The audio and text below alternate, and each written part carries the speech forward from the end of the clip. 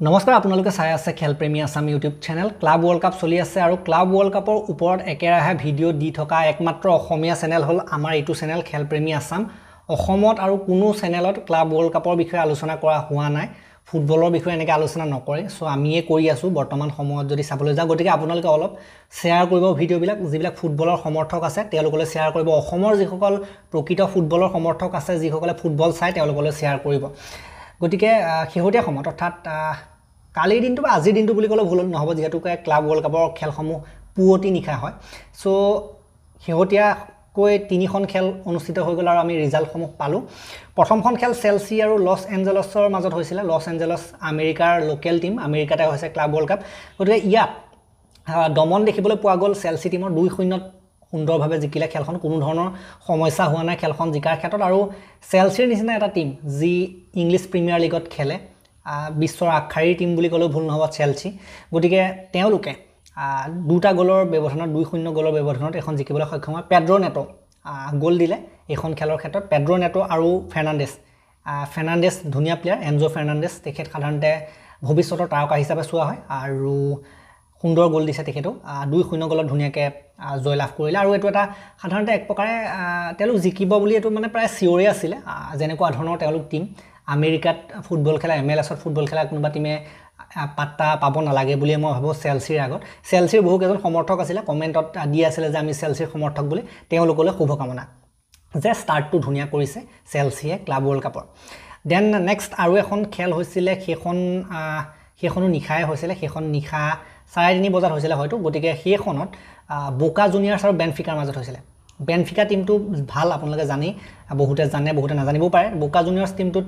ভাল প্লেয়াৰ আছে আৰু ঠিক কৰে বেনফিকা টিমটোৰ যদি আমি কথা ক'বলৈ যাওঁ ডি মাৰিয়া এঞ্জেল ডি মাৰিয়াৰ দৰে প্লেয়াৰ তেওঁলোকৰ টিমটোত আছে ওটামেন্ডিৰ দৰে কিন্তু তেওঁলোকৰ প্লেয়াৰ আছে গতিকে সেই দুজনেই তেওঁলোকৰ কাৰণে গ'ল দিলে বোকা জুনিয়ৰ্ছ টিমটোও কিন্তু ভাল খেল দেখুৱাইছিল প্ৰথমতে দুগোল লিড লৈ ল'লে 2-0 লিড হৈ গৈছিল 2-0 লিড যেতিয়া লৈ লৈছিলে তেতিয়া কোনেও ভবা নাছিল যে 2-0 লিডৰ পাছত পুনৰ যেটো বেনফিকা টিম তেওঁলোকে কামবেক কৰিব আৰু অতিকৈ আচৰিতভাৱে বেনফিকা টিমটোৱে কামবেক কৰি দিলে তাৰ পাছত 2-0 প্ৰথমতে 21 মিনিটত দিছিলে মেৰেন চিয়ালে আৰু লগতে বাটা ক্লিয়াৰ দিছিলে 27 মিনিটত তেনেকুৱা ধৰণৰ আমি স্কোৰ কাৰ্ড দেখিবলৈ পাইছিলো তাৰ পাছত এনহেল ডি মাৰিয়া 45+3 দিছিলে আৰু ওটামেন্ডিয়া 84 মিনিটত দিছিলে গতিকে যেটো বোকা জুনিয়ৰ্ছ হেতু হৈছে আপোনাৰ আৰ্জেন্টিনাৰ এটা ক্লাব ফুটবল ক্লাব আৰু যেটো বেনফিকা হেতু হৈছে পৰ্তুগালৰ এটা ক্লাব আৰু পৰ্তুগালৰ এটো ক্লাবৰ হৈ পেলাই যি দুজনে গ'ল দিছে ওটামেন্ডি আৰু ডি মাৰিয়া দুইজনেই কিন্তু আৰ্জেন্টিনাৰ প্লেয়াৰ চিন্তা কৰি চাওক আৰ্জেন্টিনাৰ প্লেয়াৰে পৰ্তুগালৰ ক্লাবত খেলি আৰ্জেন্টিনাৰ আন এটা ক্লাব বোকা জুনিয়ৰ্ছক হৰুৱাত নহয় ড্ৰ কৰাৰ ক্ষেত্ৰত মুখ্য অৱদান দিছে এনহেল ডি মাৰিয়া আৰু লগতে ওটামেন্ডি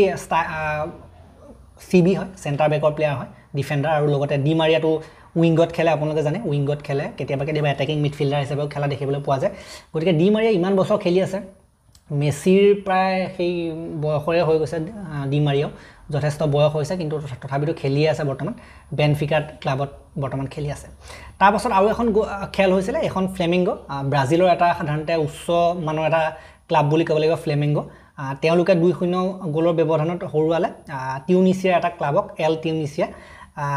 ডে টিউনিছ যেটো টিউনিছিয়া ক্লাবক হৰুৱাইছে গতিকে টিউনিছিয়াৰ ক্লাবে তো পাত্তা পাব নালাগে ব্ৰাজিলৰ ক্লাবৰ লগত কাৰণ টিউনিছিয়াৰ সাধাৰণতে আপোনালোকে যদি চাই ফুটবলটো ব্ৰাজিলতকৈ ইনো তলতে হ'ব এইটো সাধাৰণতে দেখকে ওলাই থাকে এইটো কাৰণে মই ফ্লেমিংগো জিকিব বুলি কৈছিলো এখন খেলৰ ক্ষেত্ৰত আৰু ফ্লেমিংগো চাওক ডে আৰাকেতিয়া তেওঁ দিছে এটা গ'ল লগতে আৰাহো দিছে এটা গ'ল এজন আৰাহো বেলেগ আৰাহো যিজন বাৰ্চিলোনাত আছিল সেইজন আৰাহো কেইদিনমানৰ আগত সেইজন আৰাহো নহয় গতিকে এজন বেলেগ আৰাহো গতিকে বৰ্তমান সময়ত এইকেইখন খেলৰ পাছত আপোনালোকে গ্ৰুপবিলাকৰ স্থিতি চাব পাৰে যেটো গ্ৰুপ সি আৰু ডিৰ খেল আছিল এইকেইখন গ্ৰুপ সিত আপোনালোকে যদি চাই বেয়াৰ্ন প্ৰথমতে আছে বোকা জুনিয়ৰ্ছ ড্ৰ হ'ল বেনফিকা ড্ৰ হ'ল কাৰণে এক পইণ্ট সেই দুইটা টিমে পাই আছে অকলেণ্ডে এটা হাৰিছিলে কাৰণে পইণ্ট নাই গ্ৰুপ ডিত যদি আপোনালোকে চাই ফ্লেমিংগোয়ে ষ্টাৰ্ট কৰিলে 3 পইণ্ট আৰু লগতে চেলসিয়ে ষ্টাৰ্ট কৰিলে 3 পইণ্ট LAFC আৰু লগতে ডে টিউনিছ সেইকেইটা হাৰিলে কাৰণে তেওঁলোকৰ পইণ্ট নাই আৰু বৰ্তমান সময়ত এইকেইখন আমি খেলৰ কথা আলোচনা কৰিলো আৰু নেক্সট আজি বৰ্তমান সময়ত কেই ঘণ্টামানৰ পাছত বুলি ক'লেও ভুল নহব খেল আকৌ আছে আজিও 4খনমান খেল আছে গতিকে আজি যদি আপোনালোকে চাই ৰাতি 9:30 বজাত আছে ফ্লুমিনেন্সে যিটো মানে সাধাৰণতে এইটো ব্ৰাজিলৰ এটা টীম হয়, এইটো এটা মানে লেজেণ্ডেৰী ক্লাব হয়। লগতে ডৰ্টমাণ্ডৰ লগত খেল আছে। ডৰ্টমাণ্ড জিকিব লাগে, বুণ্ডেছলিগাৰ টীম হয়, জাৰ্মানীৰ টীম হয় ডৰ্টমাণ্ড, গতিকে ডৰ্টমাণ্ডটো অলপ আগত থাকিব লাগে মোৰ মতে এখন খেল জিকাৰ ক্ষেত্ৰত। আৰু ঠিক সেইদৰে ৰাতি 12:30 বজাত আজিয়ে ৰিভাৰ প্লেট আৰু উৰুৱা ৰেডছৰ মাজত খেল আছে। ৰিভাৰ প্লেট হৈছে আপোনাৰ আৰ্জেণ্টিনাৰ টীম আৰু লগতে উৰুৱা ৰেডছটো হৈছে আপোনাৰ জাপানৰ টীম। মই পাৰ্চনেলি উৰুৱা ৰেডছ জিকিলে ভাল পাম। উৰুৱা ৰেডছ মানে আমাৰ জাপানৰ টীম, আমি এছিয়া মহাদেশৰ বাসিন্দা ন আমি, গতিকে উৰুৱা ৰেডছ জিকিলে, জাপানৰ টীম জিকিলে ভাল পাম উৰুৱা ৰেডছটো। কিন্তু মই ভাবোঁ যে ৰিভাৰ প্লেটৰ পাল্লাটো অলপ ভাৰী আৰ্জেণ্টিনাৰ টীম হিচাপে, তেওঁলোকৰ ফুটবলটো উচ্চমানৰ হয়। দেন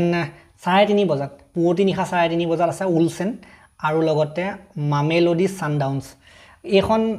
এখন ভাল খেল হ'ব, কাৰণ উলচেনটো হৈছে হয়তো কোৰিয়াৰ টীম আৰু লগতে মামেলোডি বোলা টীমটো হৈছে ছাউথ আফ্ৰিকাৰ টীম। ছাউথ আফ্ৰিকা আৰু লগতে কোৰিয়াৰ মাজত যেতিয়া খেল হয়, এইখন ক'ব নোৱাৰি কোন জিকিব কোন হাৰিব। মোৰ মতে এখন ড্ৰও হৈ যাব আছে। ছাউথ আফ্ৰিকাৰ প্লেয়াৰসকলৰ স্পীড আছে, ষ্ট্ৰেংথ আছে, আনহাতে কোৰিয়াৰ প্লেয়াৰবিলাকেও কিন্তু ভাল প্ৰদৰ্শন কৰে, মোটামুটি ঠিকেই ফুটবল খেলি লয়। গতিকে এইখন ক'বলৈ টান আছে কোন জিকিব। দেন কাইলৈ ৰাতিপুৱা 4:30 বজাত, মানে 3:30 বজাত এখন খেল হোৱাৰ পাছত 6:30 বজাত কাইলৈ নামিব ইণ্টাৰ মিলান আৰু মণ্টেৰেত কোনোবা এজনে কমেণ্ট কৰিছিলে যে মণ্টেৰে টীমটোত চাৰ্জিঅ' ৰেমছ আছে, সেইটো কাৰণে সমৰ্থন কৰিম। কিন্তু ইণ্টাৰে যিহেতু খেলিব, ইণ্টাৰ মিলান আপোনালোকে জানে এইবাৰ ৰানাৰ আপ টীম হয়, চেম্পিয়নছ লীগৰ ফাইনেলত গৈ হাৰিছিলে PSG হাতত, গতিকে তেওঁলোকৰ ফৰ্মটো মোটামুটি ফাইনেলত হাৰিছিলে, তথাপিতো গোটেই চেম্পিয়নছ লীগটো তেওঁলোকে ভাল খেলিছে। সেইটো ফালৰ পৰা চাবলৈ গ'লে মোৰ মতে ইণ্টাৰে জিকিব লাগে। মণ্টেৰেটো হয়তো হাৰি যাব ইণ্টাৰৰ লগত, ইমান সহজ নহ'ব ইণ্টাৰৰ নিচিনা টীমক হৰুৱাটো। আপোনালোকে জানেই যে কেনেকুৱা ধৰণৰ প্লেয়াৰ আছে ইণ্টাৰত। সেইফালে যদি আপোনালোকে চাই ডুমফ্ৰিছৰ নিচিনা প্লেয়াৰ, লাউটাৰো মাৰ্টিনেজৰ নিচিনা প্লেয়াৰ, এইবিলাক প্লেয়াৰেতো সাধাৰণতে গ'ল দিব পাৰিব লাগে মই ভাবোঁ। গতিকে নেক্সট যদি আপোনালোকে চাই, নিশ্চিতভাৱে এইখন খেল ইণ্টাৰে জিকিব লাগে নিচিনা লাগে। গতিকে এইখিনি কথা আমি আলোচনা কৰিলোঁ। নেক্সট আমি আলোচনা কৰিম, আপোনালোকে শ্বেয়াৰ কৰিব, মুঠতে যিসকলে ফুটবলৰ লগত জড়িত হৈ থাকে তেওঁলোকলৈ শ্বেয়াৰ কৰিব আপোনালোকে। আৰু এই ভিডিঅ'টো মই ইমানতে সমাপ্ত কৰিম। ভাল লাগিলে যদি লাইক কৰিব, শ্বেয়াৰ কৰিব, চেনেলটোলৈ নতুনকৈ আহিছে যদি ছাবস্ক্ৰাইব কৰি ঘণ্টাটো দবাই থৈ যাবলৈ নাপাহৰিব। তেতিয়ালৈকে আৰু এটা নতুন ভিডিঅ' লৈ প্ৰতিশ্ৰুতি মই বিদায় মাগিছোঁ। ধন্যবাদ।